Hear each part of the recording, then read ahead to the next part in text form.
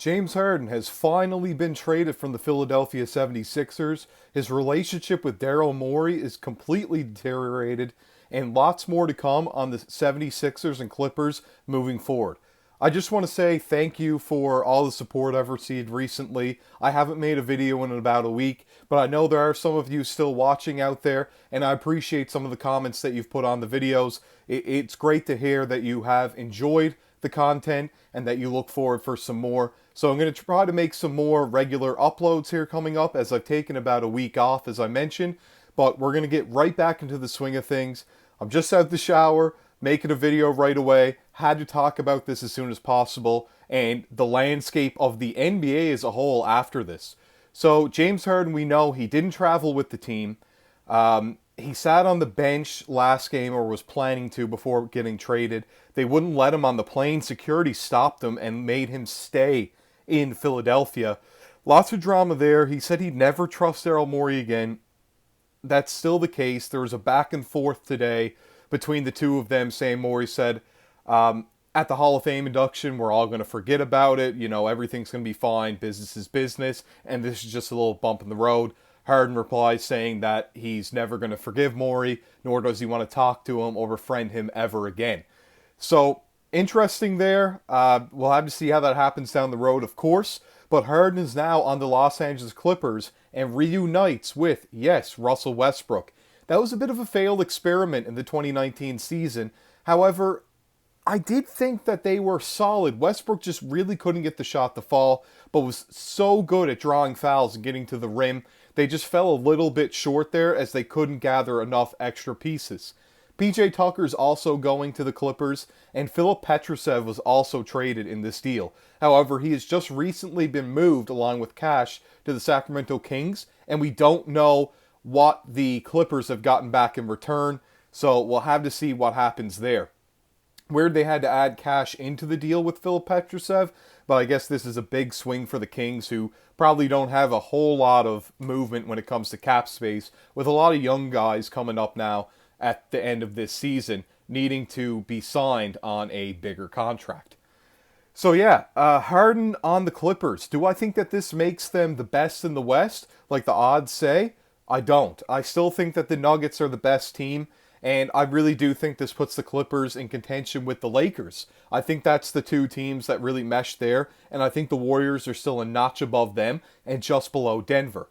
I don't really see this old team meshing that well right off the bat. The backcourt between Westbrook and Harden, if that's what you're running, I don't really like the defense there. I think you kind of got to span the minutes a little bit different and space things out with Westbrook on the bench, and maybe start Harden at the 1 and Norman Powell at the 2, or something along those lines. The defense is not going to be perfect regardless in this backcourt, and they are aging, and the health is definitely not on their side, with Paul George and Kawhi Leonard notoriously being known to be on the sideline for most of the games. But with the resting policy now in effect, maybe they will be able to play a full season, but I'm not sure if this starting five can get things done. I don't really trust Zubac and Harden in a pick and roll, where Zubac is really grounded and doesn't like to get off the floor, and Harden loves to throw those floater lobs where it could be a floater or an actual lob, where he's so good at faking that pass. You really need a guy to be able to go up and get it. So maybe Mason Plumlee gets some more minutes there, as he is a pretty athletic big in the league.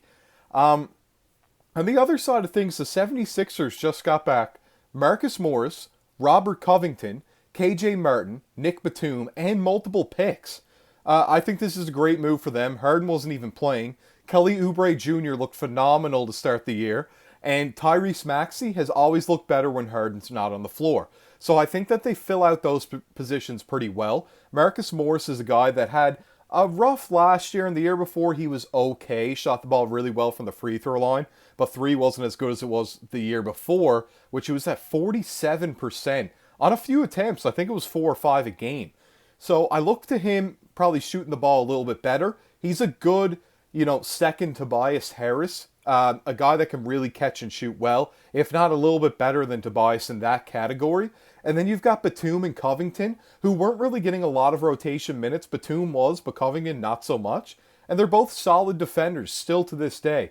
If you want to look more in depth of these stats, I suggest you looking at Basketball Reference, NBA.com for shooting and usage, and different, advanced box scores like that. And if you want to really look into a percentile basis and how they are compared to the rest of the league on any given season, I really, really suggest you check out CraftedNBA.com, where you can see a great breakdown and see that Covington and Batum are still great defenders, and Morris had a bad last year, but could still pick things up.